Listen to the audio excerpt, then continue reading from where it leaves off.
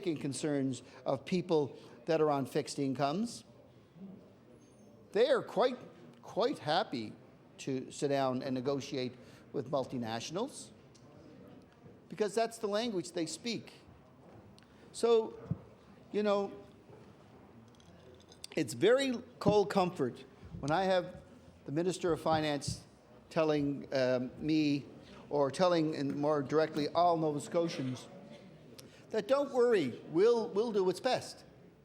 Well, I don't believe they'll do what's best for Nova Scotians. They'll do what's best to expedite a situation for themselves, but not for Nova Scotians. Now they will come out and tell us this is the best deal for Nova Scotians, but why should we believe them now? That has a ring to it. So, you know, I want to, before I get off the casinos, I want to read from a letter, and I will table it, Speaker, when I'm finished reading from it. And it just so happens that it's from a woman in my constituency, and while I have not been able to contact her to see if I can read it to record, but the letter is CC'd to me, Cape Breton Post, Mayor John Morgan of Cape Breton Regional Municipality, Dr. Andrew Link, who is one of the finest pediatricians in this province and a true advocate for smoke-free places in this province, Mr. Speaker, and John Malcolm, CEO, Cape Breton District Health Authority. And she writes to the Premier, "Dear Premier Ham, I am vehemently opposed to any relaxation of the no smoking bylaw for casinos in Nova Scotia. That this matter should even be given any consideration by your government is deeply disappointing. Dr. Ham, for the sake of our health, please find the courage and the moral fortitude to withdraw your government's newly introduced bill that will exempt casino operators in the province of Nova Scotia from any legislation that bans smoking." Signed, Catherine Goodwin, 373 Kings Road, Dominion, Nova Scotia, B1G 1J8. Catherine Goodwin is not a particularly big political activist, Mr. Speaker, but she speaks for Nova Scotians.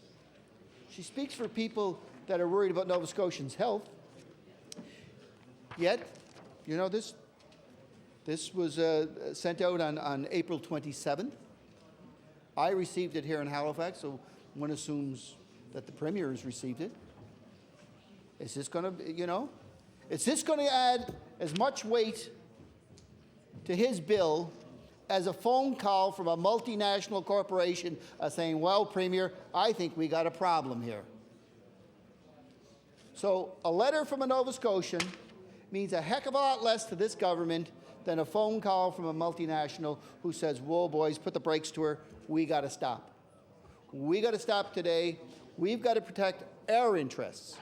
We don't care about the interests or the health of Nova Scotians, but you know, we may have a problem here with a little bit of money. And money walks, Mr. Speaker, and it does something else too. But nonetheless, with this government, that's all it's about. It's about telling people about what the direct cost of a bad Liberal agreement is going to do to Nova Scotians. And as I stated earlier, Speaker, that's absolutely true. That's the one position I agree with this. But two wrongs don't make a right here, Mr. Speaker.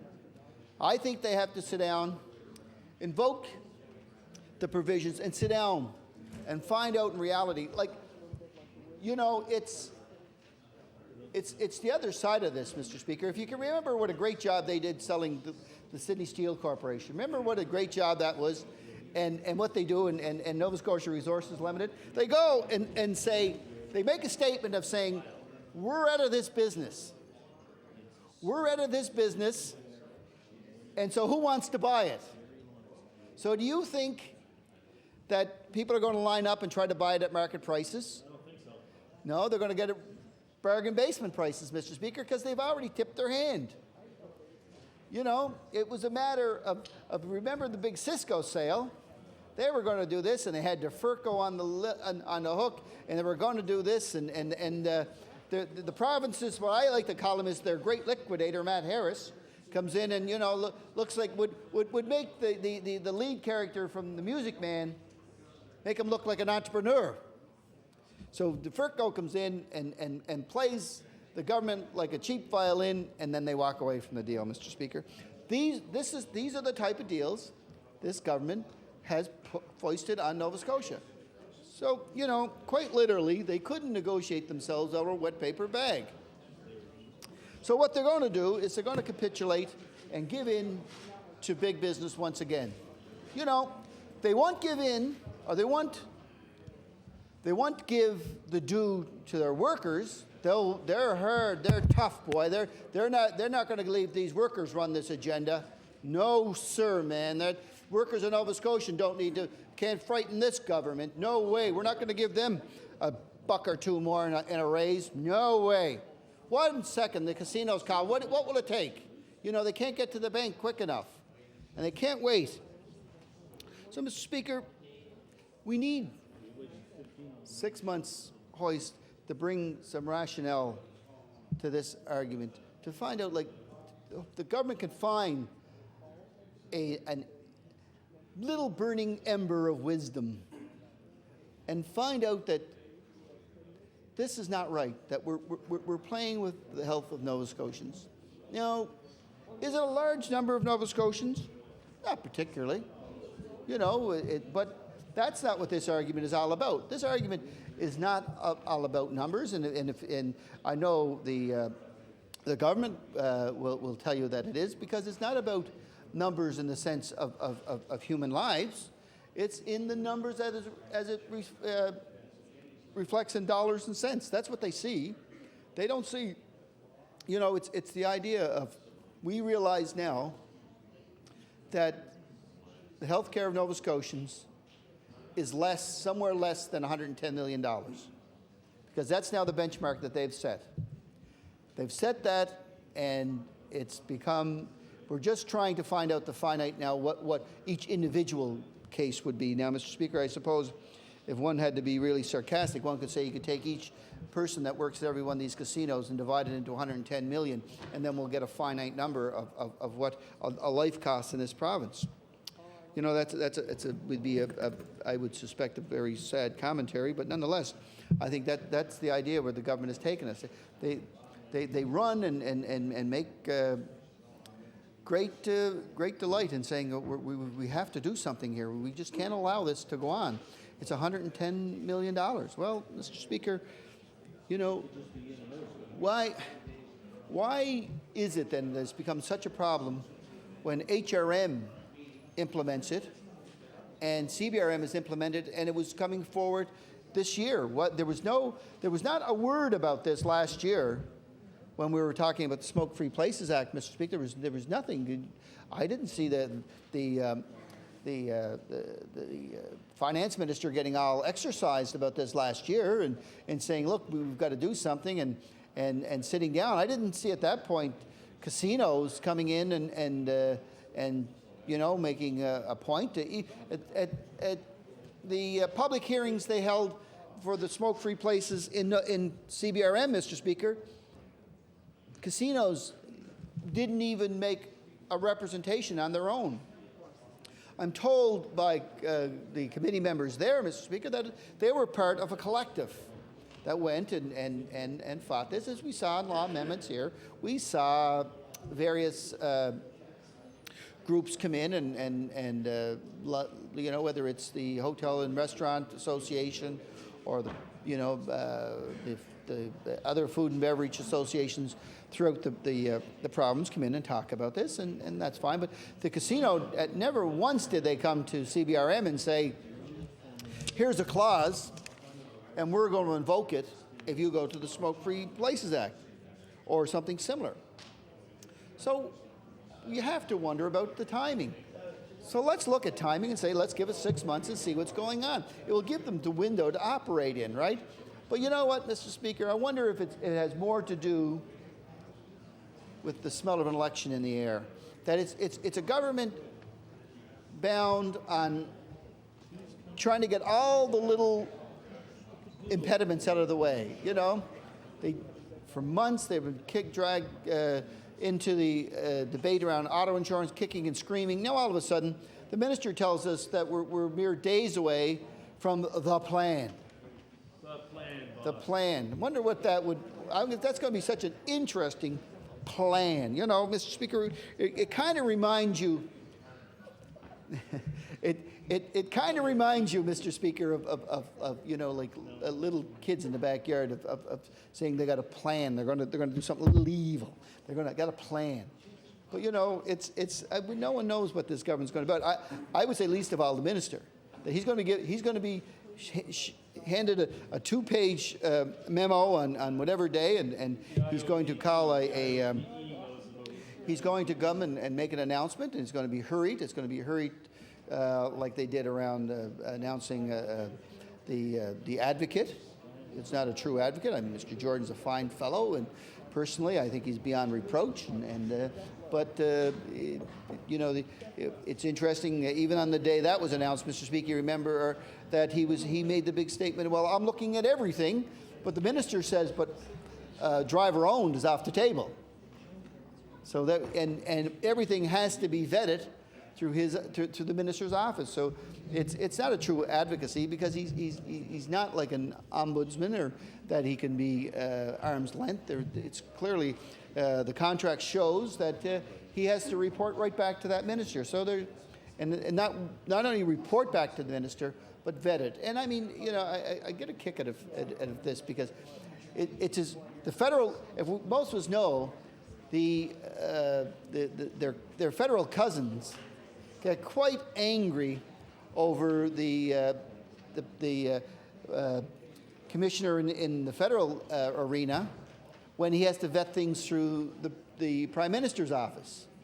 That's an awful thing, which I agree with them.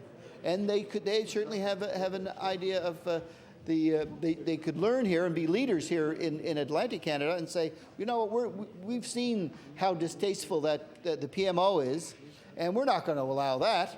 We're going to allow these people to be true advocates for the consumers in this province, and they're going to, you know, answer directly to the people and not to an elected official. But no, when they had the chance to take the high road, as so often is the case, they took the low road, and probably one could even say not the flat road like Manitoba, Mr. Speaker. So I won't speak much longer on this, Mr. Speaker, because, you know, while we're each allotted an hour to speak on this issue, we can use it. But I also realize that you know, sometimes to speak an hour just for the sake of speaking an hour is somewhat an abuse of privilege in this House in a roundabout way, Mr. Speaker. So I don't want to belabor too much more, but to say that a hoist would allow us 6 months. 6-month hoist, Mr. Speaker, would allow us, and more importantly, allow this government some time to be reflective and hopefully do some things around the Gaming Act. It would allow it to be fair with the RRSS workers. I would say that the ball is clearly in the court of the Minister of Environment and Labour. If he doesn't want to bring forward an arbitrator, I would think, from my humble position, Mr. Speaker, would be that he would have an industrial inquiry into that strike, because that would shine a lot of light on why these workers are in the gallery instead of being at the workplace, Mr. Speaker. So with those few words, Mr. Speaker, I want to thank your indulgence. I want to thank the indulgence of the other members. Thank you very much. Thank you. I recognize the member from Victoria. Thank you, Mr. Speaker. Mr. Speaker, I want to take a few minutes off the time of the House this afternoon to address Bill 36 and the motion, which I think reads something like this, Mr. Speaker, that the bill be not read now, but 6 months hence. Mr. Speaker, let me begin by saying we have many questions why we spend so much time talking about this bill, and particularly talking about the debt of the province. Now, Mr. Speaker, I'm sure you've heard it said, and I'm sure many people in the chamber have said, who cares about the debt when we need things, better health care, when we need better education? Is the debt important? Or who cares about the debt when our roads and our highways are crumbling, our bridges are falling in the river? Do people care about the debt? I think they do, Mr. Speaker. Do we care about it? Of course we do. Why do we care so much about it, Mr. Speaker? Because who is going to pay this debt? Not us, not likely, Mr. Speaker. It's our children and our grandchildren will be faced with this debt and will eventually end up paying the piper, so we say.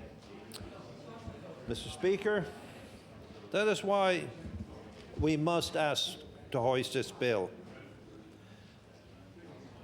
To hoist the bill for 6 months, Nova Scotians will have an idea.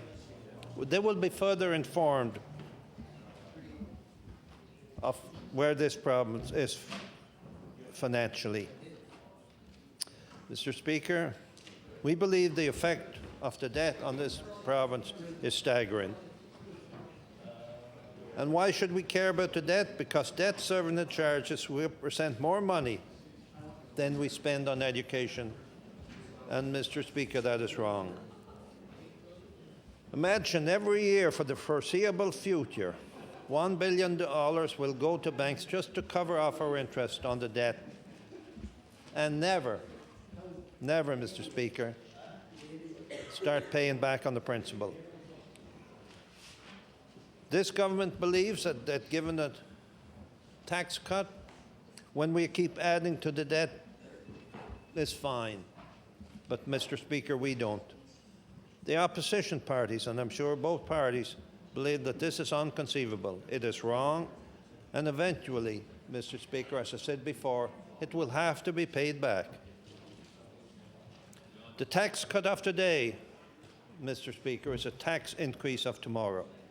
Every dollar we pay in debt is another dollar that will have to be paid back in higher taxes and higher user fees for all Nova Scotians, and not just those who pay income tax. The tax cut goes to over 4,000 income-paying Nova Scotians.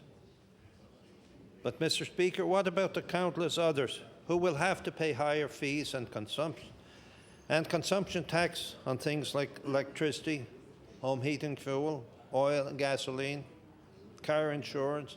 The list goes on, Mr. Speaker. So everyone who pays income tax gets a break, while those who pay all the other user fees and taxes will eventually have to pay for the debt. That is why, Mr. Speaker, that is why this bill requires scrutiny for a 6-month hoist. Mr. Speaker, the other thing this government has ignored is that it has not indexed tax brackets and credits to inflation, something our party has called for in the past and will again when we can afford it, Mr. Speaker, and only when we can afford it. And the lack of indexation means that any tax cut is not going to last. You know what that means, Mr. Speaker? It means more tax and not less. Indexation means freezing tax at current levels. It does not mean tax relief. It means that in the future governments won't be able to count on secret backdoor tax increases. Mr. Speaker, indexation means that people will see their tax cut erodes away by bracket creep. It means that the tax cut today will be taken back tomorrow because of inflation. In Manitoba, they cut taxes as well, but they failed to index bracket creep. That means a tax cut in Nova Scotia and Manitoba will be gone in short order because of inflation. Order. I wonder if the member from Victoria would allow an introduction. Sure, Mr. Speaker. Thank you. I recognize the member from Dartmouth North on an introduction. Thank you, Mr. Speaker, and I thank the member from Victoria as well. Mr. Speaker, as you know, in the East Gallery today, members of the NSGEU Local 66, the Residential Services Society employees, councillors, I should say, Mr. Speaker, have been rotating. A lady by the name of Sherry McIsaac is one of those employees on strike with the Residential Society Services workers. And today I would like this House to give a warm round of welcome to each and every one of those. But before you do that, Mr. Speaker, I also want to mention that Sherry had sent me a letter which she wanted me to read in the legislature, and it's not possible to do that during this function. So I will pass it on to the Minister of Community Services. And so I would hope the House would give them a warm welcome. Thank you.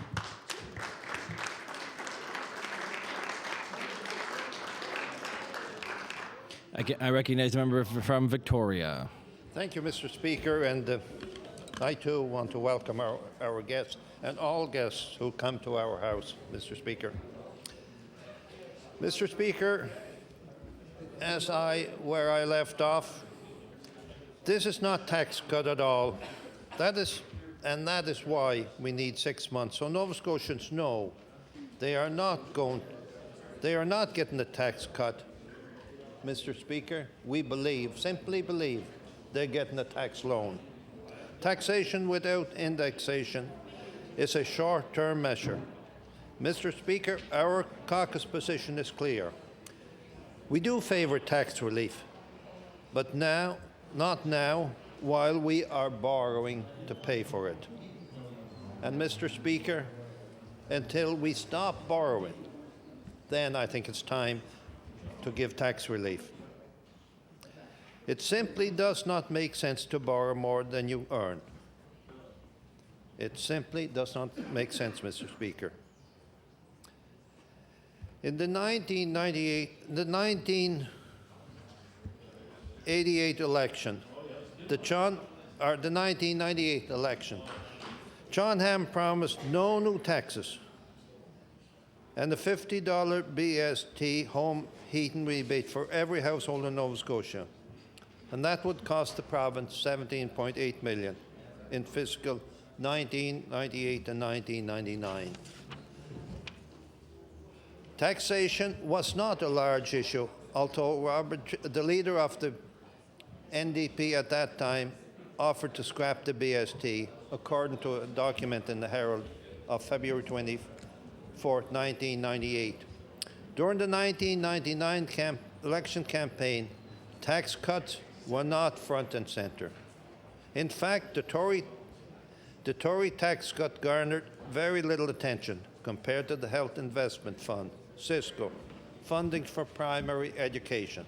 Those were the issues, Mr. Speaker, of the election of 1999. In reality, the tax cut issue seemed to be a last-minute addition to the Tory platform.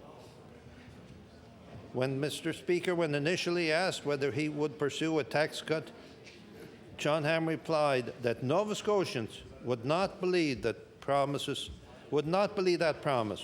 because they know it's not doable. He went on to say he would run a believable campaign indicating once again that the tax cut idea was not initially believable, according to a document in Herald, June 19, 1999. Mr. Speaker, surprisingly, when the Premier announced his platform on June 25th of 1999, tax cuts were part of the Blue Book. Mr. Speaker, perhaps no person was more surprised at the election outcome than John Hamm himself. This has become more apparent every day since he took office. For example, initially, the tax cut promise would cost $110 million. That has subsequently risen to $140 million based on 10% of the revenues. The 10% tax cut promise was simplistic in that it was never really elaborated on in terms of what it meant until well into the Hamm mandate. The vagueness of this promise is part of its strength. When and if they ever thought they would fulfill the promise, nobody would know exactly what 10% tax cut meant. Now we know what it means, Mr. Speaker, and that is why we're asking for a 6-month hoist. It means that the government has scrapped the tax cut in favour of a one-time vote-buying scheme, a scheme that has been hoisted on Nova Scotians with borrowed money. Mr. Speaker, Paul Martin's February 2000 budget marked a turning point in Canadian history as it contained the most significant tax cuts in the country's history. At the same time, he eliminated what has become known as bracket creep, which is the full indexation of tax brackets and credits to inflation.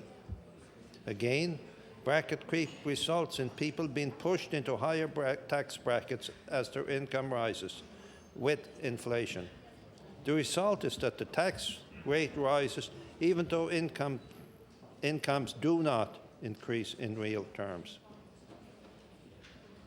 For finance ministers across Canada, the federal tax cut and the end of bracket creep would mean a reduction in revenue because provincial taxes were set at a percentage of the federal rate. But, Mr. Speaker, not for the finance minister in Nova Scotia. He delinked and, in effect, raised taxes. Mr. Speaker, we want Nova Scotians to get this message, and that's why we believe that this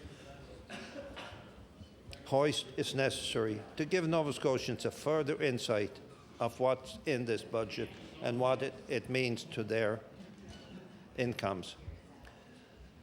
The loss of bracket creep would be particularly alarming to any government that promised tax cut because bracket creep provided a built-in hidden tax increase over years. Even if a tax cut is given, finance ministers could always rely on bracket creep as an extra source of income. The only solution for the province was to delink with the federal rate and set their own rates. This new system was called tax on income, or TONI. Mr. Speaker, delinking meant that provincial taxes would remain the same, that the federal tax cut would have no impact on provincial revenues. There are significant advantages to TONI because it allows the province to be flexible with tax credit, but at the same time it is detrimental to the taxpayer because there is no corresponding tax reduction when the federal rate drops. Mr. Speaker, and what is more insidious is that while bracket creep was eliminated federally, it was continued provincially because of the delinking, even though the provinces could have chose to index credits and brackets at that time. The insidious part of bracket creep is that it amounts to a hidden tax increase. Even if there is a provincial tax cut, the province can make it up over time through bracket creep. Mr. Speaker, that is why we want this bill to go to the people of Nova Scotia for 6 months so they understand what it's all about. And in order to expose the hidden tax increase, our finance critic, the member for Lunenburg, Don Down, embarked upon a campaign to get the government to commit to end bracket creep. And the reason for the call was as follows. Full indexation would amount to a tax freeze and a fundamental reform of the provincial tax system. Indexing tax credits and tax brackets to inflation would provide fairness, transparency, and accountability to the tax system.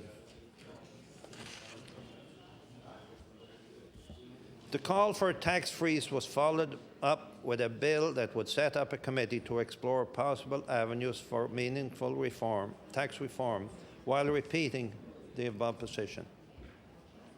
The bill and the call for an end to bracket creep received some media attention and qualified support of NDP's finance critic.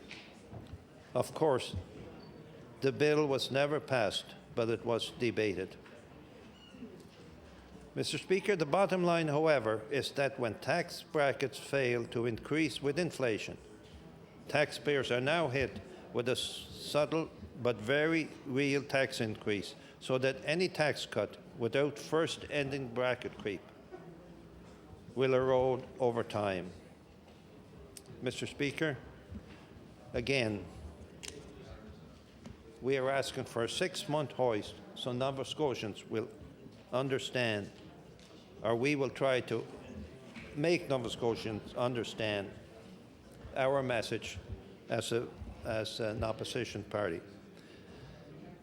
Mr. Speaker, as pointed out by Ken Battle and Sherry Turchin of Ottawa Caledonia Institute in March of 1999, this is what they say. Canadians should beware of governments bearing gifts in the guise of tax cut. Tax reductions will quickly be eroded by the time stealthy mechanisms have been opposed. Years of hidden tax increase on an unsuspecting public. In another study done by the Caledonia Institute in Ottawa, June of 1998, Ken Battle wrote, partial de-indexation has proved to be the potent secret weapon in a war on the deficit. The mechanism steadily has boosted revenues from federal and provincial income taxes.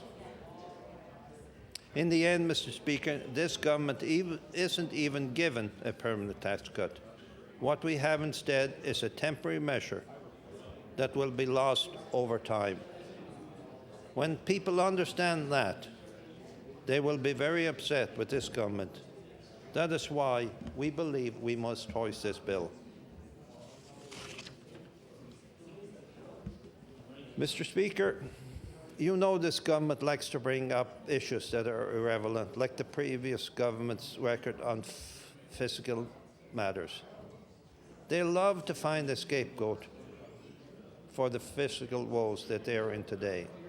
The reality is that this government, and every government since 1993, has been trying to deal with the legacy of the 1980s and the early 1990s. Mr. Speaker, in 2001, the Auditor General report, it said, in the early 1990s, Nova Scotia was running huge deficit and debt was skyrocketing. Actions by successive governments from 1993 on have slowed the pace, but the goal of achieving a balanced budget has still not been met. And the province's debt continues to grow. And there are overriding questions which remain to be answered. Is balancing the budget enough? Apparently, Mr. Speaker, the Auditor General says balancing the budget is not enough. Aren't significant, sustaining surpluses necessary to really start reducing our debt? So, Mr. Speaker, much has been done in the last 10 years, but it was a result of actions by every government since 1993, including the McClellan government, the Savage government, who had to wrestle with the legacy of previous governments in the 80s. Sure, Mr. Speaker. Preston. Thank you, Mr. Speaker, and I'd like to thank the honourable member from Cape Breton and Victoria. Allow me an introduction of a couple constituents of mine that are here with the Regional Residential Services Society. Sherry McIsaac from Creighton Hill and Westfall, and Martina Estabrooks from Lake Echo are in the audience. I'd like to welcome them here.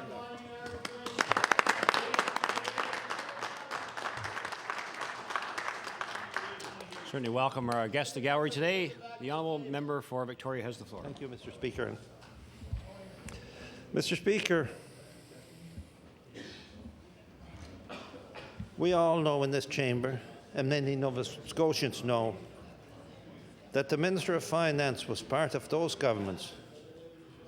But I will acknowledge, Mr. Speaker, that that was some time ago. Maybe some would consider it a long time ago. But the lessons of that time, however, have not been learned. This government made great strides in the last couple of years, as had previous governments, and in less than partisan moments, the minister has acknowledged this. When this tax scheme went forward and the budget tabled, Mr. Speaker, then something went terribly wrong. The last budget marked a turning point in Nova Scotia's history, as the lessons of the past have been thrown aside, and the floodgates of spending have again been opened. Mr. Speaker, why are we asking for a 6-month hoist? Because we believe the borrowing continues to put future generations at risk, and that an unprecedented tax scheme has been unleashed upon the people of Nova Scotia. The $155 rebate check is more than a vote. It's nothing more than a vote-buying scheme, and it is an indication of the kind of cynical politics that the Premier promised he would not engage in. But, Mr. Speaker, turning to the past, let's go back a bit to 1989. On May 5th, 1989, the Honourable Greg Carr tabled a very optimistic and glowing budget. In that budget, the economy was growing, unemployment was down, but there were some signs that would not continue. Greg Kerr might have recognized it at the time, but by that time, it was probably too late. Also, the member from Antigonish, the former member from Antigonish, Bill Gillis, warned that the day of reckoning was near. Well, Mr. Speaker, the day of reckoning did come, and it hit this Tory government over the head like a hammer. In 1991, another budget by Mr. Kerr showed that there was a recession. We all remember that, Mr. Speaker. Unemployment was up, revenues were down from transfer, interest rates were about 13%, and the ground fishery was on the verge of collapse. Mr. Speaker, the government of John Buchanan was warned by Bill Gillis that the day of reckoning was coming, and he was right.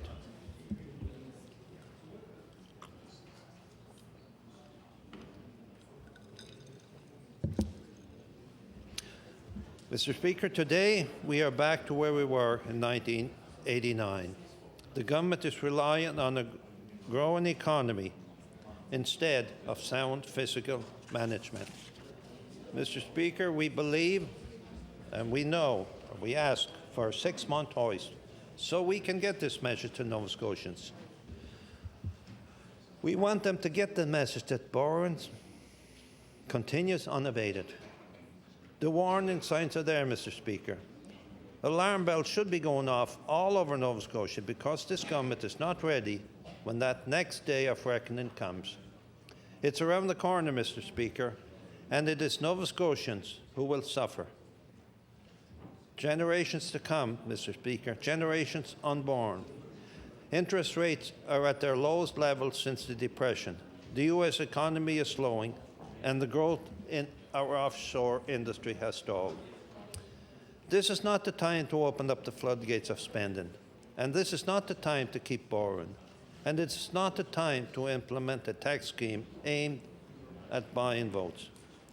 Mr. Speaker, this government is bragging because it is spending $250 million on capital investments. They have justified the borrowing by saying it's for schools and it's for roads. Well, Mr. Speaker, let's go back to the budget of May 14, 1991. At that time, the government borrowed $260 million for capital. Imagine, Mr. Speaker, 10 years ago today, the province borrowed $10 million more than the government of John Ham for schools. Schools that are now falling apart and falling into the ground. Adjusted to today's dollars, that figure is probably much higher. Mr. Speaker, we can't justify borrowing by saying it is an investment.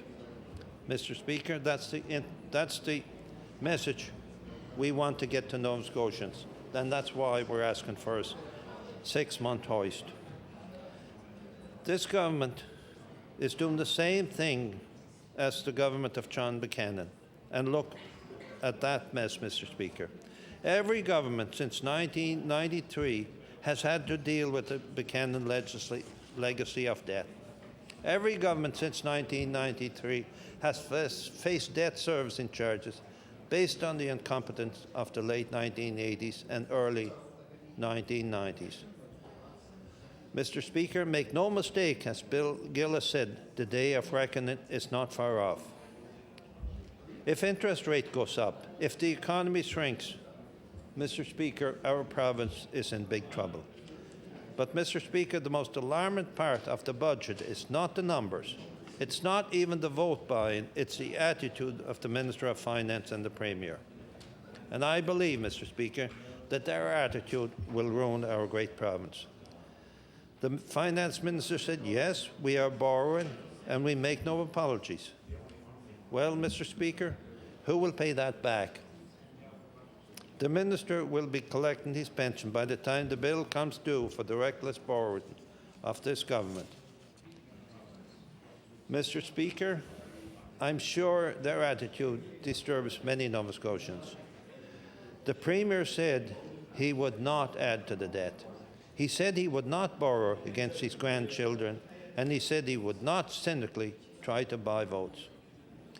Mr. Speaker, the Premier's cavalier attitude will bankrupt this province, and he is mortgaging his grandchildren's future. Mr. Speaker, the tax issue is an important issue, and no question about it. But let's first look at the $155 vote kickback.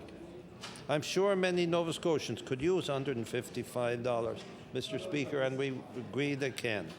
The sad part is that those who need it most may not receive any money.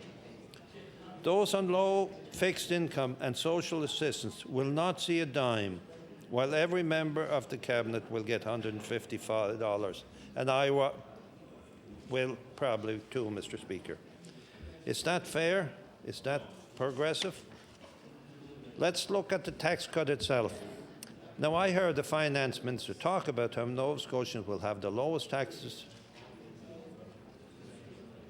in Canada. Well, Mr. Speaker, that will simply not hold.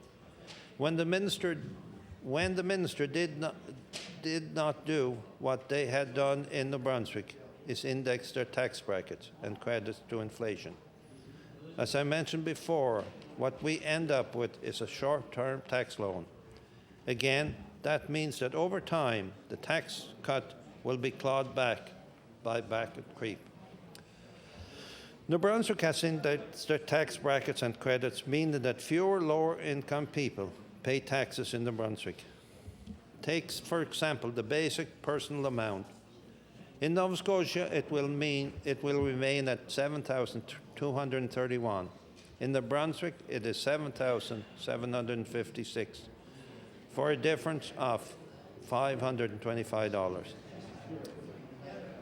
The other most common non-refundable tax credit is the spousal amount of $6,140, while in New Brunswick it is $6,568 for a difference of $428.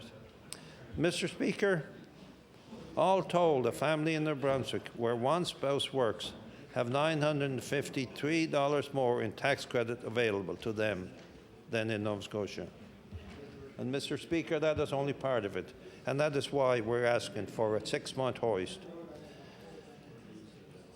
The tax brackets in New Brunswick have a higher threshold than Nova Scotia, so the Finance Minister's claim does not hold up to scrutiny. Mr. Speaker, today's tax cut is a temporary measure that will be eroded away because of hidden bracket creep taxes caused by inflation. Inflation will wipe out the tax cut in short order. Last year alone, inflation was close to 5%. Mr. Speaker, many of the members on this side of the House have already mentioned the comments from the Halifax Metro Chamber of the Metro Halifax Chamber of Commerce recently chided this finance minister for not dealing with the debt. They measured the state of the province's finances, and one of the key measurements was sustainability. Mr. Speaker, expenses are growing at 4.1%, but revenues are growing at 3.8%. A vast difference, Mr. Speaker.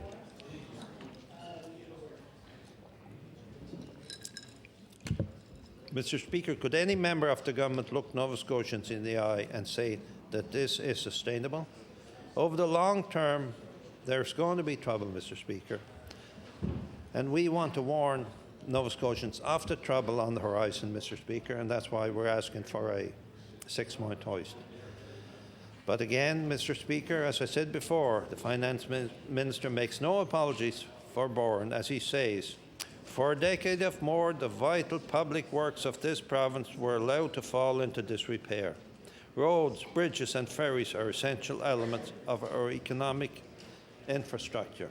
Perhaps the Minister would like to explain to Nova Scotians why there was no money for roads for over a decade. Is it because John Buchanan overspent and spent money he didn't have? In fact, 1996, after being attacked by Frank McKenna as the worst government in Canada, a former colleague of the Minister, the Honourable Terence Donoghue, said there was nothing wrong with the Buchanan debt because it was spent on roads, schools and hospitals. A couple of days later, Senator Buchanan jumped in to defend his record by saying that $400 million deficit was okay because we built hospitals, we fixed roads from Sydney to Yarmouth. He said it was the right thing to do. Well, Mr. Speaker, it wasn't right then, and it certainly isn't right now. We have hit the danger zone, and the government is pretending that there is no problem. That is why Nova Scotians need time to digest this tax measure so they know what they are buying, and that is why we need this hoist. Mr. Speaker, there are several important aspects to this bill besides the tax rebate and the tax cut scheme that will affect many Nova Scotians. Mr. Speaker, for a few moments I want to talk about our trades training in the province. And I think it's important that young Nova Scotians get better trades training through improvements in the apprenticeship program. Indeed, we need to ensure that the needs of existing and anticipated new employers and the potential for greater career opportunity for Nova Scotians in the field of skilled trades. Industry and business are anticipating that the number of certificates for qualification being issued each year will need to triple by 2007. There is, however, a concern that this Act, the fees for training, exams and certifications are extreme. Many Nova Scotians who want to become tradespeople will soon be paying higher fees because the province is expanding its apprenticeship program for industries such as construction. Mr. Speaker, I hope this doesn't send a mixed signal. On one hand, you want more young people to choose the apprenticeship program, but on the other, you are charging more for it in the amount of fees that will be expected to pay fees for registration, exams, and certificates. For example, Mr. Speaker, we know that the cost of 1 week training course will jump to $70 from $40. That's almost double, Mr. Speaker. And registration for the program, which used to be free, will now cost $100. Mr. Speaker, as well, the businesses that hire apprenticeship will have to pay a $1,000 accreditation fee every 5 years and an annual credit fee for $500. This government talks about the fees as a cost recovery measure and how all revenues generated from the fees will go back into the apprenticeship system. Well, now, Mr. Speaker, I hope that is correct, but I have some doubts. Another measure in this act which has stirred up controversy is the provision that makes it easier to cave into casino demands to be exempt from smoking legislation. The bottom line here is, Mr. Speaker, is that the government has given in to casino demands without a fight. The Minister has given away his position. You know, with negotiating skills like that, it's no wonder the government lost to Newfoundland in the Laurentian boundary dispute. No wonder the offshore is at a standstill. Mr. Speaker, we want to get this message out to Nova Scotians. We want to relay that message that we want a 6-month hoist so that this bill will go out to Nova Scotians so they will understand its content. The bill simply raises the white flag without standing up for Nova Scotians. Simply put, this provision in the Act was not necessary. If the government requires legislative change, then there is no reason the government couldn't call back the legislation to make a change. So, Mr. Speaker, it's a very big issue today with Nova Scotians. I think Nova Scotians are looking for a 100% smoke-free environment, including casinos. And I think, Mr. Speaker, it's time that this government took a very serious look at the workplace and the environment of where all Nova Scotians have to work. If the casinos are exempt, Mr. Speaker, this government should act to change that and give all Nova Scotians a smoke-free environment. And so we can start Nova Scotians or provide for them a healthy workplace as well as a healthy environment and a healthy province. Mr. Speaker,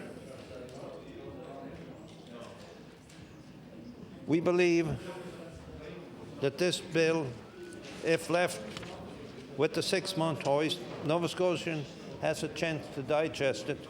They will bring us information where things could be added to this bill to make it more attractive to Nova Scotians, more environmentally friendly, and a greater outlook for the people of our province. And with that, Mr. Speaker, I will take my seat and turn the floor over to another speaker. Thank you.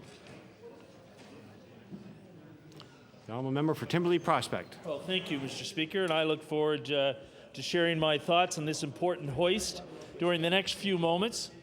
And I want members opposite to know, I want other people, of course, that might be watching this event on Ledge TV to know how important this process of the 6 months hoist is. And it's important as we begin this particular conversation to point out to people that this is part of the parliamentary process. This is part of the legislative history of this wonderful historic building because of the numbers that happen here, when it comes to this 6 months opportunity that this government will probably defeat, it's unfortunate, but then of course we'll eventually end up in law amendments. And it's over in law amendments where we'll have the opportunity again to hear from Nova Scotians. But you know, the real value of the 6 months hoist is that we have the opportunity to listen to Nova Scotians. And I want people to be aware of the fact that's one of the most important things that people in our position could do is, instead of doing all the talking, to do some listening.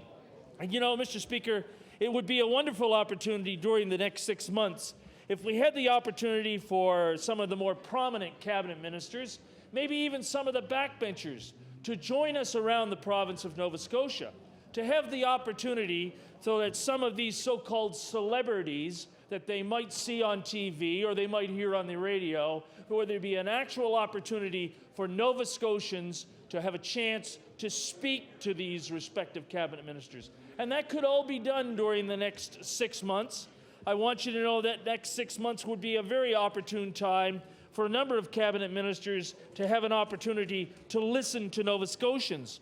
And so I want to point out to the members opposite, and I want to point out to Nova Scotians who are watching and listening to this, that the 6-month hoist would be an opportunity for them to have an opportunity one-on-one to talk to some of those Conservative members opposite. And there are some of them that would be much needed in my community, let me tell you. And I would tell that the member from Kings North would be a star attraction in Timberley Prospect. The member from Kings North during the 6-month could absolutely fill Exhibition Park. And it would be a wonderful opportunity from the members of that government, but particularly the member from Kings North, to have the opportunity to defend some of this garbage that we see in the press. And I want you to know the last one was offensive to the degree that I've heard from constituents about it. But you know, the one that I want to reference, and the one that I hear from my constituents about, was the one that was written on Thursday, December the 13th. Being an MLA is not the fun job it used to be. The fun job it used to be. Well, I know that we have people here again today. We have people out in the street. This is supposed to be a fun job. Well, during the next 6 months, I would look forward to having the opportunity to have that member come into my constituency so that the people in Timberley Prospect would have the opportunity one-on-one to make that member listen to some of the ideas that they have instead of writing this sort of dribble that, of course, we get subjected to once a week if you happen to subscribe to that particular paper. But there is a member opposite, I think, that would much gain value for during the next 6 months if he had the opportunity to listen to Nova Scotians, to make sure that they actually have their say. And that, of course, is the member who is the current Minister of Community Services, the minister from Kings South. It would be a wonderful opportunity for that minister, and we can arrange the meeting during the next 6 months. You name the place, we will have the people there who would like to speak to that minister so he could listen to the concerns of average Nova Scotians about this government, about the direction that it's going, and how unfortunate it is. And I know particularly there is one person who would love to have the opportunity during the next 6 months to have the opportunity to talk to that particular minister. Her name is Sherry McIsaac. Sherry McIsaac, in an important letter, and I will table it for you in a moment, Mr. Speaker. She writes this letter: how can you sit there and say that we, the employees of the Regional Residential Service Society, make a fair wage? Do you know what we do on a daily basis? We ensure the quality of life for those with disabilities, unlike you. Now, there's an opportunity for an average Nova Scotian to have the opportunity to talk to a prominent cabinet minister, to talk to a decision maker in this government, to make them listen on an important issue. And during the next 6 months, that could take place. Are you aware of the fact, Sherry says, I've sat with my resident and cried because she was told she had cancer. That's what having a heart is all about. I have never had a Christmas alone with my family. I've had to work and bring a resident home with me. Once again, it's called having a heart. We are not in it for the big bucks. We're in it because we do care. However, we have to survive as well. I'll trade you jobs for one day, and then let's meet back here and see if you think we make a fair wage. Now, there's an opportunity for a conversation over the next 6 months between someone that's affected with the RRS strike, an opportunity for that particular cabinet minister to have an opportunity to listen to an average Nova Scotian. You know, there are members of my constituency who are intrigued with the opportunity, and they do ask on occasion, so what exactly is the member from Colchester-Musquodoboit Valley like? I mean, what is he actually like? Why can't we have the opportunity and have a debate in our constituency, perhaps at the St. Margaret's Arena, where it would be that member and the member from Timberley Prospect, maybe the member from Chester St. Margaret's? Well, during the next 6 months, what a wonderful opportunity it would be to have the member from Colchester and Musquodoboit Valley. He actually might learn something about the school situation at Sir John A. He actually might learn something about some of the disadvantages that we've had to put up with the growth in our community and the level of services that we receive. You know, another member that could learn a great deal over the next 6 months if we had the opportunity is a member from Shelburne. The member from Shelburne is a popular member, I want you to know, with people who ask me in the coffee shops, so what exactly is, and they use his name, and I know I'm not during Hansard allowed to use his name, but they ask, what exactly is that member like? And I say it will be a wonderful opportunity if over the next 6 months we had that member in my constituency so that we could sit down, or he could sit down and listen to Nova Scotians about the concerns that they have. They at one time saw that member stand in his place and vote as a constituency man. Vote on an issue that he felt deeply about. That in this situation, should not that member do the same admirable thing, it will be a wonderful opportunity during the next 6 months. The one opportunity, of course, that I would encourage members to take is to get out there as cabinet ministers and during the next 6 months have an opportunity to listen to Nova Scotians. And you know, there are some cabinet ministers, Mr. Speaker, and I know the Premier is very busy doing other things. I'm not particularly concerned about the Premier over the next 6 months because I know that he, of course, will be busy making his plans, but we want to have other cabinet ministers the opportunity to listen to Nova Scotians. And I want to take a few of them, if they would. In particular, I want to talk to the Finance Minister about the opportunity over the next 6 months. Over the next 6 months, it would be very appropriate if this particular senior cabinet minister could explain to Nova Scotians why he is not reoffering, why he is abandoning the ship. Now, we understand, of course, he's moving on to, shall we say, bigger and better things, but he is leaving a memory that will stick with Nova Scotians for a long time. He's leaving a legacy of the $155 check that, after all, needs to be explained to Nova Scotians. But I'll tell you a topic that people in my constituency want to talk to over the next 6 months to that member about, and it's VLTs. It's the continuing addiction of this government to VLTs and the fact that there are numerous Nova Scotians who have major problems with addiction to those machines. And that's the minister responsible. We can name the place, he can name the time, and we will make sure that it's an opportunity for people involved in the churches in my community. And I know the member from Kings North talks about the fact, you know, when he looks at some of the issues, when we have a conversation in Timberley Prospect and the finance minister, the MLA from Argyle is there present to discuss this issue, I would love to have the member from Kings North join us at that meeting. Join us at that meeting along with the other ministers and the other priests from the congregations in my riding, so there would be an opportunity so that we could have the chance to express our views to that particular minister and to that particular member over there so that they can understand that over the next 6 months, there is probably no more an important time to talk about the continuing addiction of VLTs in this province. But you know, Mr. Speaker, there are members of this cabinet that are absolutely, I shall say, maybe in their own way, celebrities. And the member from Hants West intrigues many of the members of my community. I have constituents who are absolutely intrigued with this survivor from the Buchanan days and how he continues to serve now in this next Conservative government. The member from Hants West, in the many long years that he's given of service to this province, is currently involved in a very, very emotional issue. And I can point them out to you, Mr. Speaker.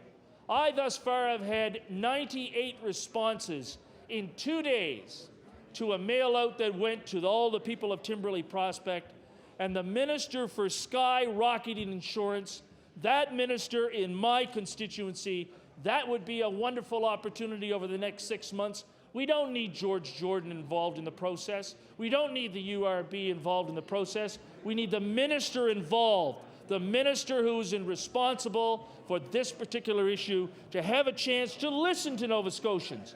He can go to Dartmouth North. We can set the meeting up momentarily because there are Nova Scotians all across this province who want to have the opportunity to talk to the minister for skyrocketed insurance so that they can tell him of their personal cases. They can tell him of some of the unbelievable jumps that they've had in insurance rates. And that veteran cabinet minister, he would learn firsthand without having to wait for a report, without having to wait for any particular expert. He could be the minister that could show the leadership, that could become directly involved. And you know, Mr. Speaker, I know that the member from Hants West during the next 6 months could be all over this province because he would know firsthand how to get from one rotten road to the other. He would know that over the next 6 months there would be an opportunity in his area. There would be an opportunity whether it's in the Dartmouth area or Cole Harbour, but certainly in Timberley Prospect. I want you to know, and I want that member to know, that there are people who live in my constituency who are absolutely intrigued with that particular member. And they're also intrigued with his lack of knowledge of geography. He is, after all, the member. Is he the new president of the Nova Scotia Flat Earth Society? Is that the member who said insurance rates are different in Manitoba as opposed to Nova Scotia because there is a flat rate, or is there a flat road in Manitoba? But what an opportunity over the next 6 months. Because you know, Mr. Speaker, as elected officials, we suffer from a public relations image. The public relations image is that we don't listen to Nova Scotians. Now, the member from Preston is a perfect example of how he could be in my constituency, and I would return the opportunity over the next 6 months. If the MLA from Preston would come to Timberley Prospect, and if he would listen, and I would be a wonderful opportunity for that member to come into the community of Beachville, to look at that historic community and listen to the concerns of the development that's springing up around that community in Beachville.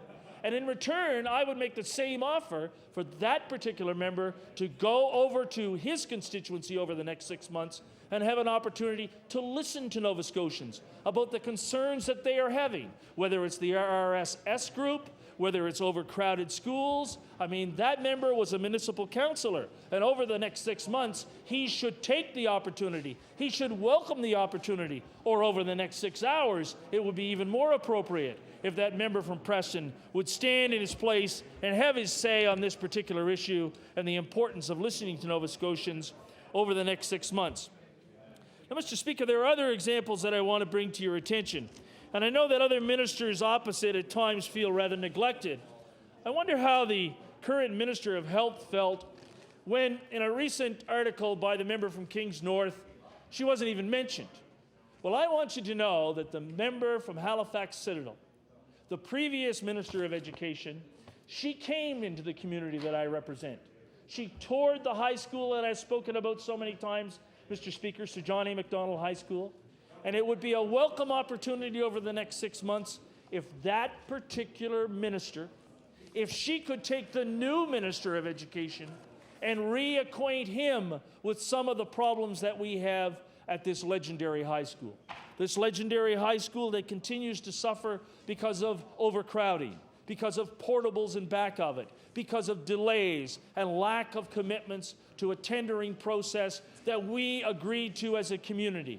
Now, those two ministers in the constituency of Timberley Prospect and any time over the next 6 months would be a welcome opportunity for positive public relations as two senior cabinet ministers are going out of their way to listen to the concerns of Nova Scotians, to listen to the concerns of average Nova Scotians. And during that open forum on that evening or afternoon, I would prefer the evening because that would be the chance for working Nova Scotians to have their chance to speak to these senior cabinet ministers. It will be a wonderful opportunity for them to have the chance to listen to the average Nova Scotian about his or her concerns, about insurance rates, about overcrowded schools, about roads that have been neglected for many years. Now, you know, I make the offer over the next 6 months, and I'm giving the offer to those members over there. But it's these members over here, the members of the third party. How welcome it would be if some of them would accompany us on this tour. Would it not be a wonderful opportunity for those members of the Liberal Party, to have an opportunity to listen to average Nova Scotians that, after all, have concerns that linger back over the years, not just with this government, but with previous governments. I want you to know that the community that I represent, the previous Minister of Education, the current Minister of Education, and maybe somebody who would have the nerve to come into Timberley Prospect to defend P3 schools, what an opportunity it would be to listen to Nova Scotians over the next 6 months, to listen to the concerns of Nova Scotians over the next 6 months. Now, who would know what would be on the agenda during that time, Mr. Speaker? Whatever's brought up. We're not going to be there to control the agenda. We're going to be there to listen to Nova Scotians. So, for example, if the member from Colchester-Musquodoboit Valley came into the constituency of Timberley Prospect and he had the opportunity to listen to seniors, and they said to him, the member from Colchester-Musquodoboit Valley at one time used to talk about free fishing licenses for seniors. Whatever happened to that could be the question, and the concern could be there. Order, please. The Honourable Member Colchester-Musquodoboit Valley, in point of order. No, Mr. Speaker, the Honourable Member wanted me to reply to his question, and he took his place very quickly, and I would answer that question. Would the Honourable Member like the explanation? Order, please. Not a point of order. The Honourable Member Timberley Prospect has the floor. Thank you, Mr. Speaker. And I want that member to know that there would be concerns, and I know the member opposite, and I know that members of this House, they are intrigued at times with the people I make my regular 2 coffee stops in the morning. I must tell you that, Mr. Speaker. Some days when I arrive in here, you can tell I've had 2 coffees, okay? And I want you to know, when I go from the Tantallon Tim Hortons to the Timberley Tim Hortons, it's often brought up, what are these particular Tories or what are these particular backbenchers really like? And that member is one of the questions that constantly is asked. He is, after all, the member. Order, please. Honourable Member Timberley, Colchester-Musquodoboit Valley, on a point of order. Yes, Mr. Speaker. On a point of order, I should give that honourable member some factual information. When this government came to power, the price of the fishing licenses for seniors in this province, well, the honourable member asked a question, was $17.25 for freshwater fishing licenses. This government reduced that fees for the seniors by $11.50, and all the seniors are paying is a conversation, same as everybody else's, and the seniors are happy to support conservation. Order, please. Order, please. That's not a point of order. Order, please. Not a point of order. The Honourable Member for Sackville-Cobequid, on point of order. And really responding to the previous member's point of order, Mr. Speaker, I've had the privilege of being in this House for quite some time, and I even enjoyed the time when the member from Colchester-Musquodoboit sat quite eloquently on this side of the House. And Mr. Speaker, when he was over here, he wasn't talking about reducing the price of fishing licenses for seniors. He said, and he criticized the previous government quite legitimately, Mr. Speaker, but he criticized them for charging, and he said that they should be free. Order, please. Neither one are a point of order. Order, please. I hope the member for Timberley Prospect doesn't mind that the members are using his time. The Honourable Member Colchester-Musquodoboit Valley, the point of order. Yes, oh, yes, Mr. Speaker, after that very misleading dissertation by the Honourable Member for Sackville-Cobequid, Mr. Speaker, I do want to say that the seniors in this province, the seniors in Nova Scotia, support conservation measures, and they support the environment. I'm surprised that the NDP caucus doesn't. Thank you. Order, please. Now, Member Sackville-Cobequid, the point of order. On a point of order, and I apologize to my colleague. I'm just giving him time to gather a second wind, Mr. Speaker. But the member in Colchester-Musquodoboit is implying that our caucus does not support conservation, Mr. Speaker. Well, certainly we do. The point is, Mr. Speaker, it's not a matter of whether seniors do or don't support conservation. It's a matter of what that member said when he was in opposition and what he and his colleagues have delivered once they formed government, Mr. Speaker. And he has, I'm sorry, he has what you call a selective memory, Mr. Speaker.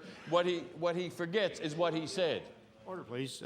Again, not a point of order. I bet the Honourable Member Timberley Prospect probably regrets that he brought that subject to the floor, but... The honourable member for Timberley Prospect has the floor. Speaker, it's always important when you speak in this historic legislature that you're bringing up comments of interest. And, you know, over the next 6 months, that's when the opportunity would be there. That would be the opportunity for Nova Scotians to be able to listen and have their say with that particular member or any of the cabinet ministers opposite. Now, I know that that member opposite is discussed oftentimes in my coffee stops.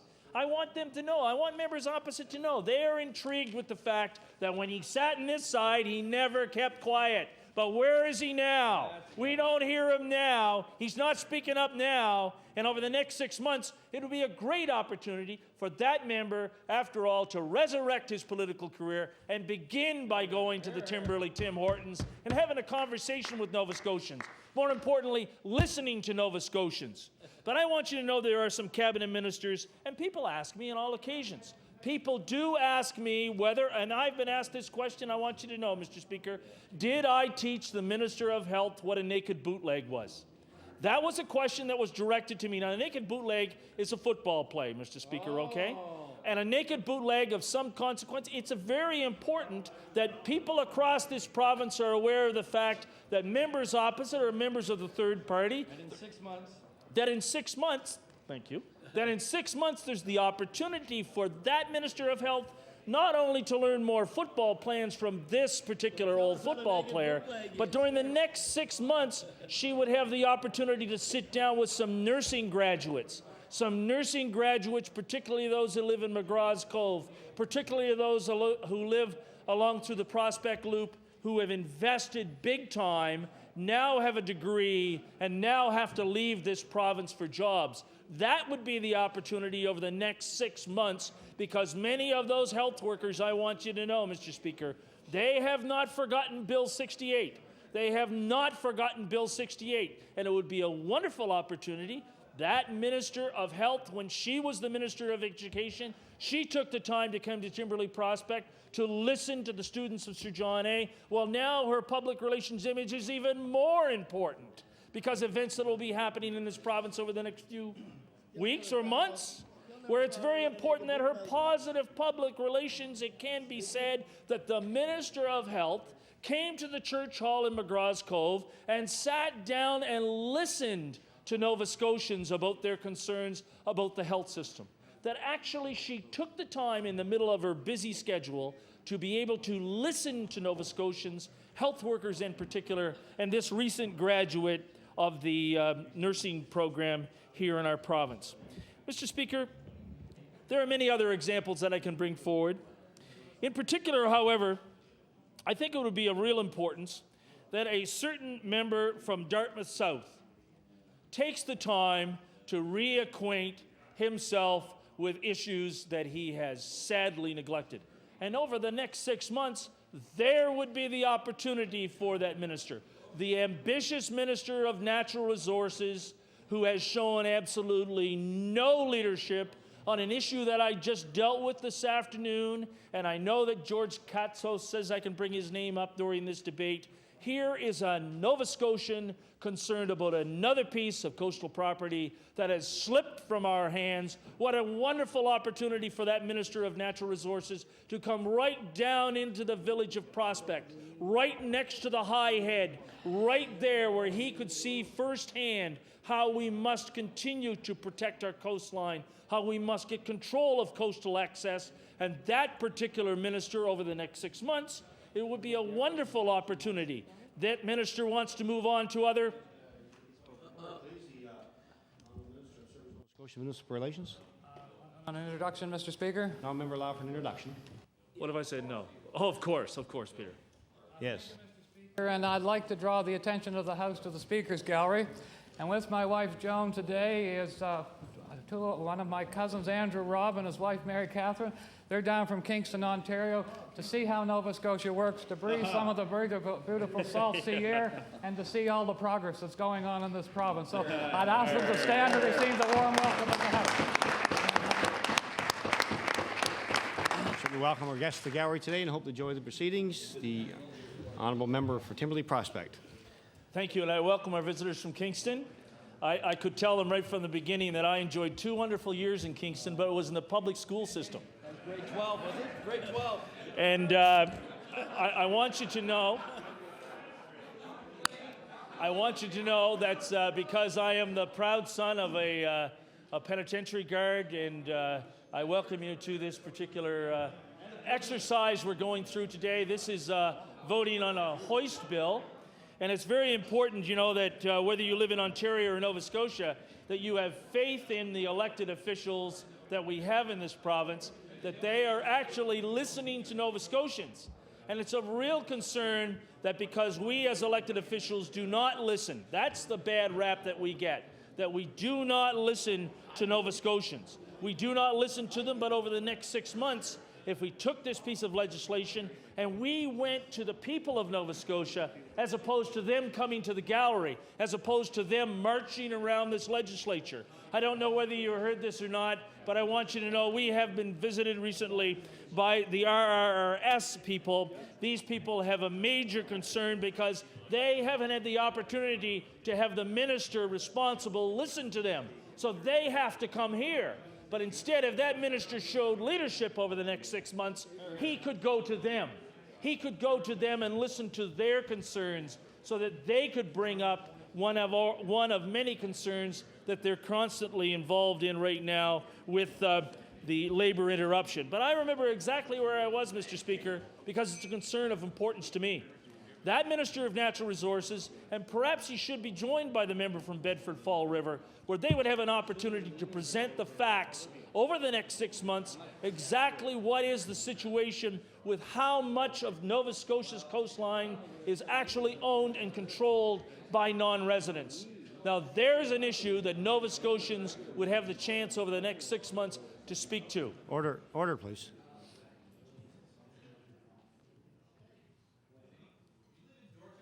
The Honourable Member for Timberlea Prospect has the floor. I just remind the Honourable Member for Timberlea Prospect to direct his comments through the chair. Thank you. The Honourable Member for Timberlea Prospect has the floor. Thank you, Mr. Speaker, and I understand your correction, and I know that I got carried away a bit by our visitors from Kingston, and whether it's Kingston, Dorchester, or Spring Hill, we all have something in common, right? However, Mr. Speaker, I would like to move from the member from Dartmouth South and what he could be doing over the next 6 months. I'd like to talk to the, and I think it was a major concern. I had the opportunity today to meet some students who were here from Mabu. And, you know, when we look at the intrigue of how infamous or how famous some of the cabinet ministers are, over the next 6 months, what a wonderful opportunity it would be for the Minister of Health Promotion and Tourism, and I think he's also responsible for sports and rec if we even have such a department anymore. But the MLA from Inverness, it would be a wonderful opportunity for that member and that minister to come to my constituency on any given day over the next 6 months and tune in to the fact that physically active lifestyle in the course of compulsory course in high schools across this province cannot be delivered in any way whatsoever at the current high school where it's being offered at Sir John A. Macdonald High School.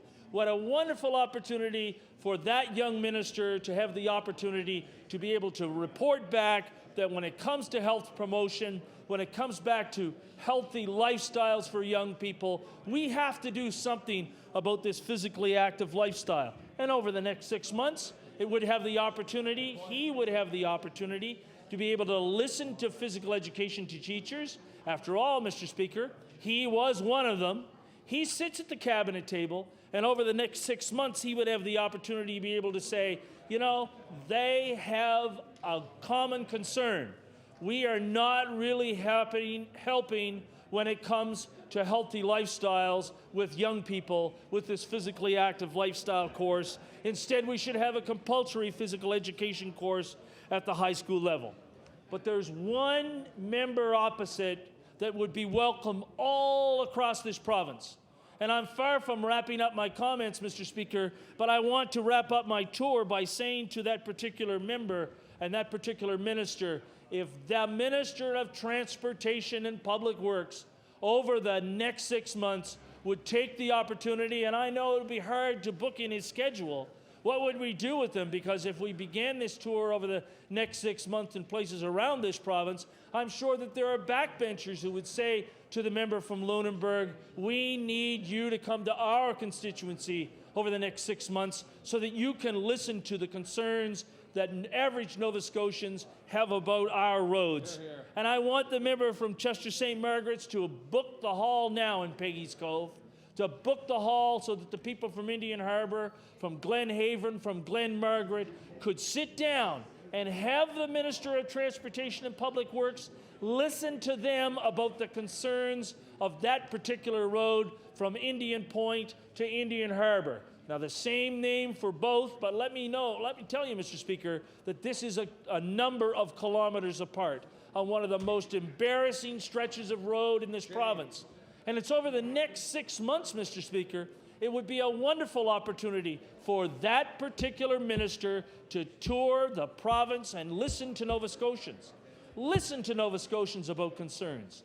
Listen to Nova Scotians about VLTs. Listen to Nova Scotians about overcrowded schools. Listen to Nova Scotians about control of our coastal properties. That's what we need, positive public relations for us as elected officials when the opportunity would be there for us to listen and if for a change, not stand and do all the talking. Now you could say, well, Mr. Speaker, that's exactly what I'm doing here today. But I want to bring these concerns to the members opposite, to the cabinet ministers opposite, so that they would have the opportunity, in particular, to listen to Nova Scotians. Now, there is a backbencher I haven't mentioned yet, and that's the member from Sackville-Beaverbank. The member from Sackville-Beaverbank, over the next 6 months, would have a wonderful opportunity to come into the community that I represent and talk one topic, and that would be schools. Because there is, unfortunately, those nasty rumors out there, and those nasty rumors are that if you're not in a Tory riding, you don't get the new schools that you deserve. Now, there's one way to dismiss that nasty rumor. There's one way to do it. You pick the time over the next 6 months so the member from Sackville-Beaverbank could listen to the people of Timberley Prospect. He could listen to the people of Five Island Lake. He could listen to the people of Terrence Bay, and he could explain to them, after he listens to them for sure, the politics of building schools in this province. That would be positive public relations, and the member from Sackville-Beaverbank would be welcome at any time into any part of my constituency, because we do share part of the constituency. I want you to know that the Hammonds Plains School is a welcome addition. It's an addition that has to be built. The location, however, now there's another concern altogether. Let's look at the issues as they are, Mr. Speaker. MLAs across this province would learn much from Nova Scotians by listening to them. But not just the members of that government. The members of the third party should also have the full opportunity to have to, and we could arrange it in such a way, based upon the membership in this House, that 2 Conservative members, a member of the Liberal caucus, a member of the NDP caucus from the official opposition, we could set up these opportunities where you announce for the fact that we are going to Stellarton. No, we're going to Westville. We're going to my mother's hometown so that we would have an opportunity to listen to Nova Scotians over the next 6 months. We could listen to the people of Westville on their concerns. Perhaps the member from Cape Breton Centre could join us, because I know that people in Westville could give him some good advice on the subsidence problem and how it was solved in Westville and how it doesn't seem to make a big difference at all in the community of Dominion. That would be a wonderful opportunity for that particular group of MLAs for us to listen to Nova Scotians about the concerns that they might have in Westville or Stellarton or Parsborough, Mr. Speaker, or, of course, in Timberley Prospect. Now, Mr. Speaker, I've mentioned various issues that could be concerned for Nova Scotians over the next 6 months. And I want you to know that there are Nova Scotians who I will tell you, have great pleasure to represent. I have some Nova Scotians that would love to have the opportunity to meet the member from Colchester-Musquodoboit Valley, that would have the opportunity to meet the member from Dartmouth South, to have the opportunity to meet the MLA from Inverness. And over the next 6 months, what a wonderful, positive public relations it would be.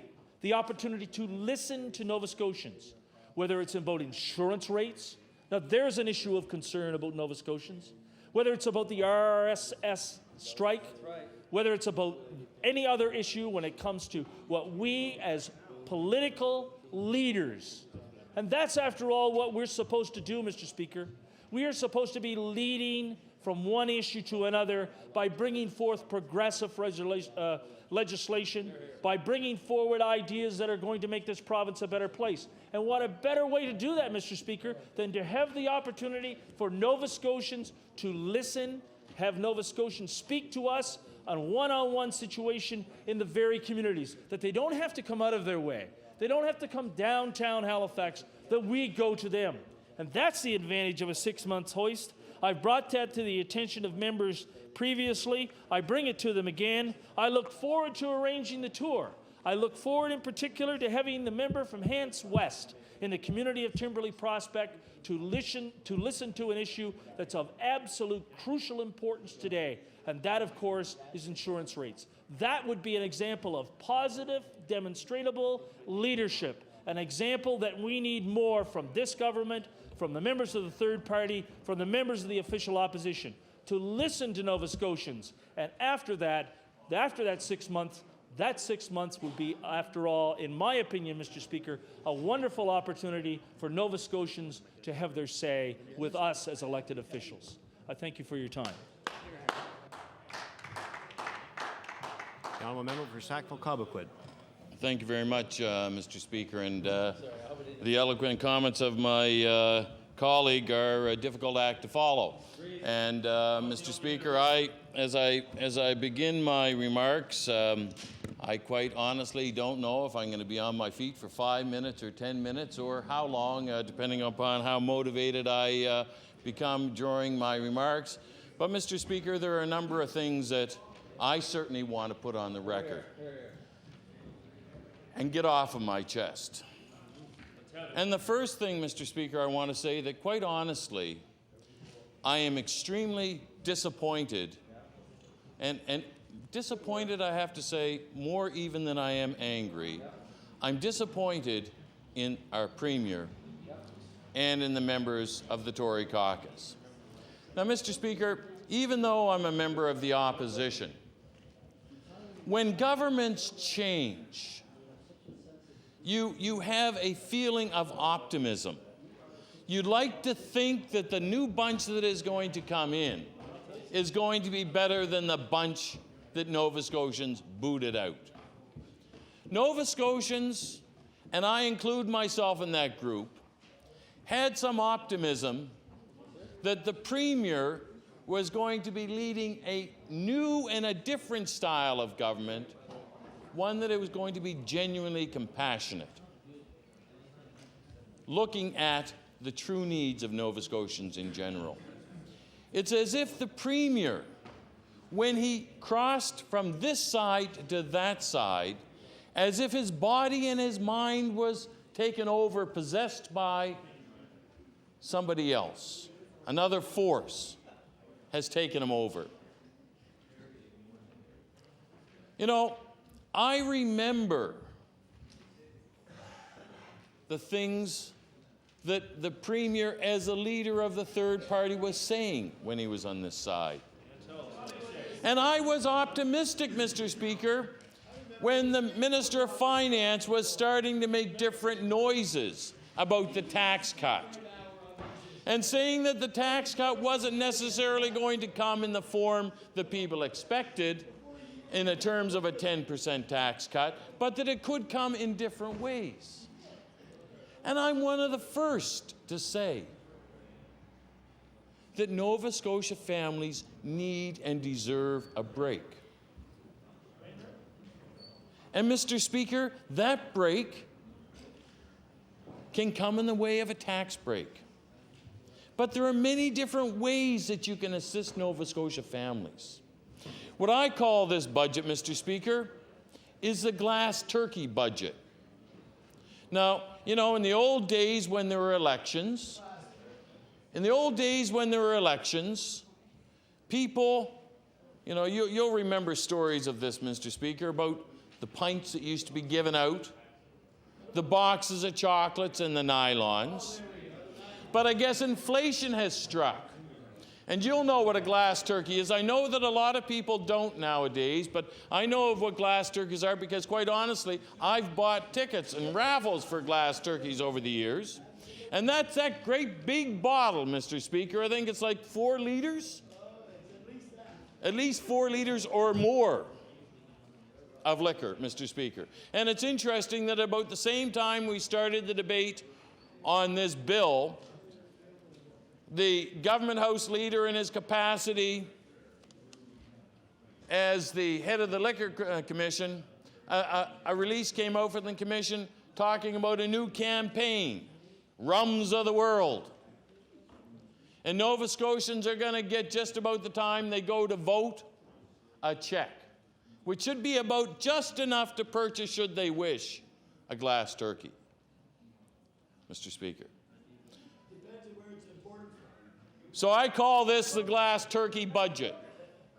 Now, Mr. Speaker, there are many ways that instead of trying to give Nova Scotians a glass turkey, some Nova Scotians the equivalent of a glass turkey for encouraging them to vote for this government, there are many ways that families, working families like those in the gallery behind us, and other Nova Scotians could be getting far more benefit. Figure it out, Mr. Speaker. You know, I'm not what you call the most affluent in the world, but I remember a number of years ago, before I was elected to this House, being in a public meeting in my community. And there was a discussion. In those days, there used to be area rates that could be levied to assist in education. And there was a discussion about providing resource teachers in the classrooms. And it was talked about continuing, I should say, an area rate to pay for the salaries of the resource teachers to assist those children within the community of Sackville. And it was talked about how much that would cost in the tax rate. And a certain politician of the same stripe as this government was arguing that we shouldn't be doing this because it's going to cost so much on the tax rate. And I took a quick look at did a quick calculation, I should say, at what my property tax assessment was. And I figured out how many cents on the dollar he was saying it would increase. My taxes would have to pay for it. And I worked it out. It was a 2.4 a beer a year. So I stood up and I said, you know, if we approve this area rate, that will cost me the equivalent of 1.24 a beer a year. And I said, Mr. Speaker, I'm quite willing to forego my 2.4 a beer so that the children who are in need of special services within the community can get the help they need. Well, you know, this $155 check, that will buy me, should I wish it, instead of a glass turkey, I can get a dozen beer a month and maybe a cheap bottle of wine thrown in. And you know what, Mr. Speaker? I, like many Nova Scotians, am quite willing to forgo my dozen beer. I can afford that on my own. But I would far rather see that money go into other forms of tax breaks to assist the people who need it most. And it would even assist me, Mr. Speaker, like take the HST off home heat oil. Do all kinds of different things that could be done. And you are helping today's families. Mr. Speaker, before I go too far down that road, I want to make reference to what I consider to be one of the most disgraceful situations that this government has allowed to drag on. And I'm referring to the RRSS strike. Mr. Speaker, I have no hesitation in saying that I could not do their job. I could not do their job. I'm not proud of that. but I honestly don't have the patience, the skills to do the kind of work that they do each and every day of their working lives with some of the most challenging, high needs, vulnerable members of our society. Order, please. The honourable member for Eastern Shore. Yes, thank you, Mr. Speaker. I would ask the member if he would permit an introduction. Member. But I'll give you another chance. The honourable member for Eastern Shore, an introduction. Mr. Speaker, it's my pleasure tonight to introduce a very special lady in our gallery up here, Megan Lynch, 4.5-year-old Megan Lynch, and with her she has her mother Crystal tonight, so we welcome you here.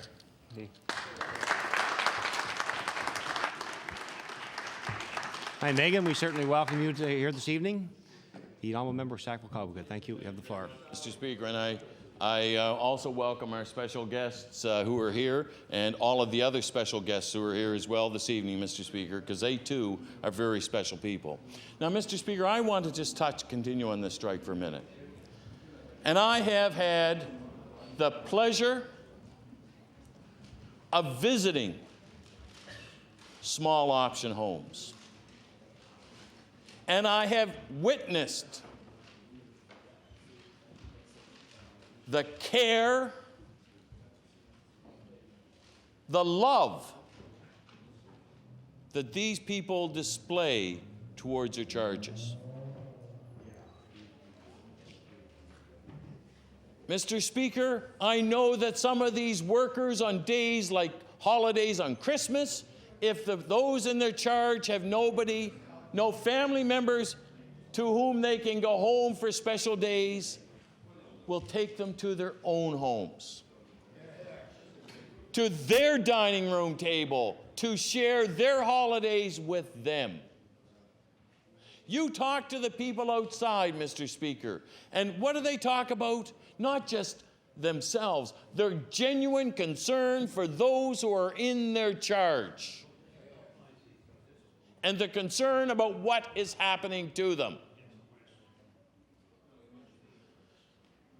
Is calling somebody pig-headed unparliamentary, Mr. Speaker? You're nodding yes? Well, then I won't say that Premier is that, Mr. Speaker. Let me just say that he is very stubborn, because I don't want to be unparliamentary, because then I'd be in trouble. That's why I sought your advice before. But I think you know how I feel. Mr. Speaker, the Premier tells the workers that he doesn't want to establish a precedent by getting involved in the strike. Mr. Speaker, I think that you were here, in fact, I know you were, when Bill 68 was debated on the floor of this House. Sat for 24 hours a day. Those people weren't provincial employees. The healthcare workers don't work for the Minister of Health. She can stand in her place to correct me in a point of order if I'm wrong. But she can't, because I'm right. The teachers in this province, Mr. Speaker, don't work for the Minister of Education. They work for the individual school boards. But Mr. Speaker, the teachers in this province got binding arbitration on the wage issues. The government railroaded through here Bill 68 to force healthcare workers to accept what they wanted, but they were a large body, a large group, thousands across this province. And the province of the Tories thought, this isn't going to be good politically for us if we continue to take them on. There's going to be havoc in the healthcare system, which is going to have everybody in a state of panic across this province, so we better back down. And what did they get? Arbitration. Who paid for it? The province does, because they provide the money to the employers. RRSS. Are they an independent corporation which gets their money from some unknown source? No. They get the money from the Minister of Finance, the same as the hospital boards, same as the school boards.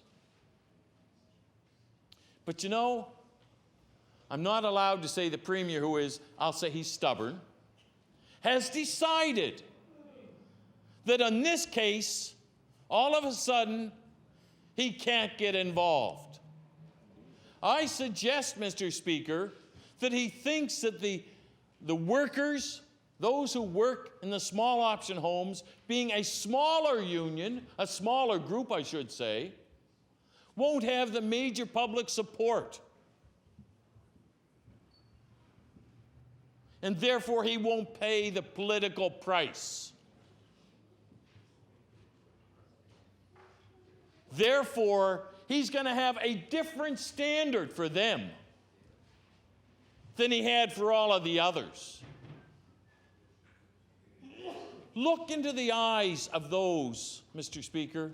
I say to the members on the government benches, look into their eyes and tell them that you honestly believe that they are being treated fairly. Look them squarely in the eye and tell them that they don't deserve the same kind of arbitration that others received from this government.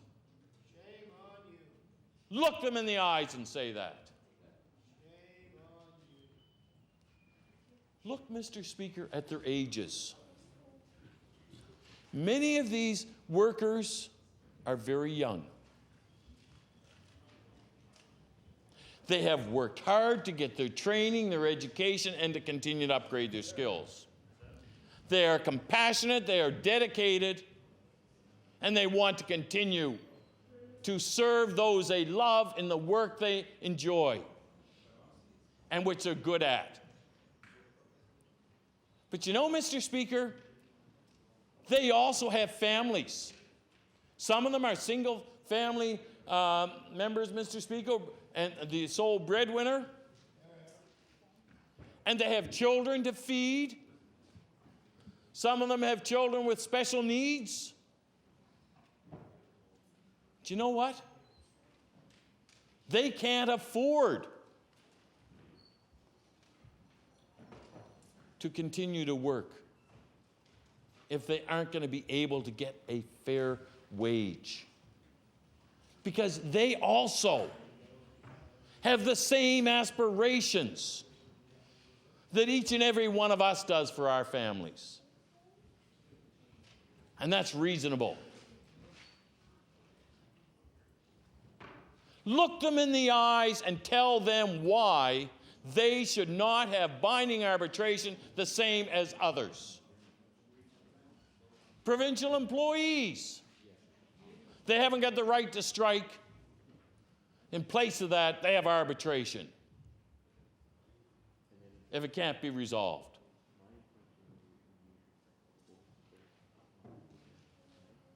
But we got glass turkeys to pass out. And let me give you a prediction on the date of the election, Mr. Speaker. My prediction is that the check is going to be mailed on a Friday. Those checks will start to arrive in people's mailboxes on Monday and on Tuesday. And the Tuesday that people are getting their checks in the mail will be the date that the vote is held. And those approximately $300,000 or 300,000 people who will not get one red cent, they pay taxes but not provincial income tax. Those people who don't pay one red cent will be hoping, because they aren't going to be realizing, and I'm sure the Tory candidates, when you go around knocking on doors, you're not going to say, "Hi, how much money did you make this last year? Did you pay provincial income tax? Oh, I'm sorry, you're not going to get it." They'll be leaving the impression, well, if it came out on Tuesday or Monday or Tuesday, well, yours is probably still in the mail. You'll probably get yours a date Wednesday or Thursday. And after the vote has been held, and people might have been I can't, conned is unparliamentary? Is it? That's unparliamentary. What word can I use instead of conned? Duped, does that think that's that parliament? Duped into doing something, misled into believing something, but then after the vote has been held and they didn't get their check, their glass turkey, it's too late. Mr. Speaker, there are many ways that the government, if you truly want to help Nova Scotians, you can do it. I tell you, the Nova Scotians that I talk to, certainly the residents in my community of Sackville-Cobequid, they are a very generous, caring community. They want to know certainly government is operating effectively, efficiently, but they also want those who care for the most vulnerable within our community, who we entrust those people to be treated fairly. Mr. Speaker, I'm ashamed, I'll put it that way as I leave this topic, I'm ashamed of this government. I'm ashamed that the Tories would not provide these workers with the same arbitration they did to others. And I say to each and every one of you across the way, to the Minister of Justice, to the Minister of Agriculture and Fisheries, to the gentleman who writes a column for the Daily News and always likes to be in a pedestal, to the member from Bedford, Fall River, and to all other Tories, MLAs. Look in your heart, look at the notion of fairness, and then talk to your Premier and ask him to do the right thing. I'm not suggesting what any settlement should be, but put it in the hands of an independent third body. And you know, Mr. Speaker, if that cost me $5 out of my glass turkey check, so be it. I'm more than happy to forgo my glass turkey so that members, people who need it, can be treated fairly. Same, I say to the Minister of Education, and we've had discussions about this in this House before, about the children in this province who are in these classrooms without the special resources that they need. Children whose educational needs are not being met, who will not be able to be successful in school because of a learning disability. Do you know, Mr. Speaker, that glass turkey check could help an awful lot of those young people get through school to be successful so that they can contribute in a positive way to our society. Mr. Speaker, the lists of what we could be doing with that money are endless. The casino down here, again, over this 6-month period of time, we had HRM going through long and lengthy public discussions about smoking in public places. And now, Mr. Speaker, when they brought in this ban on smoking in all public places to include the casino, lo and behold, the Minister of Finance and the Premier jump because they have to protect the casino. And the Minister of Finance said because he's got legal opinions. And I stood on one of those points of order and I asked him to table the point of the legal opinions. And where did the legal opinion come from, Mr. Speaker? It came from the Gaming Corporation. That's the government's body whose job it is to maximize and make as much profit as they can from VLTs, one-armed bandits, and gambling in this province. That's where the legal opinion came from. It didn't come from any independent legal source. And of course, the Minister of Finance refused to table that. And what does that do, Mr. Speaker? It means that each and every other establishment in this province where smoking is now going to be banned is placed in a disadvantaged position courtesy of the casino. But if the casino's business goes up, then so too do the loonies and toonies roll into the Tory coffers. We have the Flat Earth Society minister who talks about the flat roads in Manitoba and why they have so much cheaper automobile insurance there. Instead of doing something to assist Nova Scotians who are being faced with these obsessive, obscene insurance rate increases to make up for the losses that the insurance companies have suffered on the financial markets. Do you know, Mr. Speaker, if I had a legitimate insurance claim and the insurance company had to pay me, let's say, $10,000, and I had put that into the stock market, bought mutuals with it, over the last couple of years, I'm sure I would have lost some money. So let's say I lost on that $10,000 that I put in, all of a sudden it went down to $7,000. Do you think I could go back to the insurance company and say, look, I lost money in the stock market. I lost $3,000. So how about giving me an extra $3,000 bucks? Think I'd be successful? You're right. Well, Mr. Speaker, that's what's happening with the insurance rates in this province. Now an election is rolling. It's getting closer. So the Tories may do something there. Just, I have to say, Mr. Speaker, I don't think that Nova Scotians are going to be bought by it. I know what I'm going to do with my glass turkey check. I'm going to write on the back of it, sign it, and then I'm going to say, make payable to, and I'm going to put my favorite political party on that, Mr. Speaker. So the Minister of Finance can make a donation to a certain political party.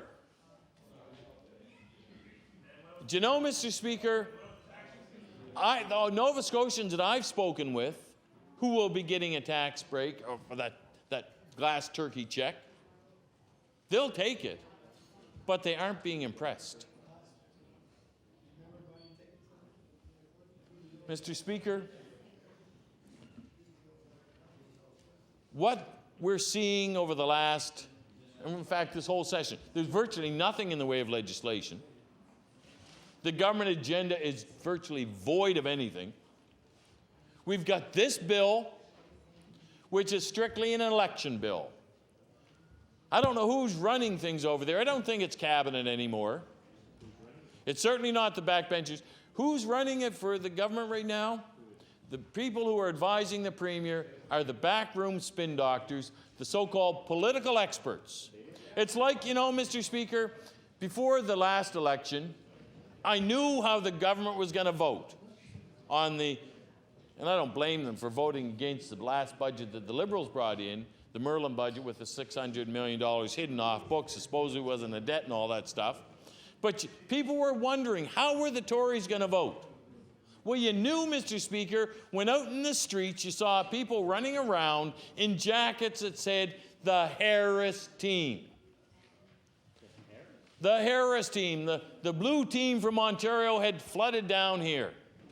Didn't there be Jack Smith and the Ray team? Guess not. But you know, Mr. Speaker, what's running government now is not good policy. It's not aimed at good government. All of the decisions that seem to be being made now are what the government thinks are going to be something that can get them through the next few months when that vote is going to take place. Mr. Speaker, there are many more things that one could say in this bill, but I think that my sense or my sentiments have gotten through. let's take, if you don't like 6 months, and I can understand that could interfere with your date that you want to have, my guess is that the date will be about June the 17th. That's a Tuesday. I'll be so specific as to say that. That's when I think it's going to be, because I think the checks will go out the Friday before that, Mr. Speaker. Mr. Speaker, I think it's going to be the 17th. I'm betting on the 17th and that the checks will be out on the 13th. Mr. Speaker,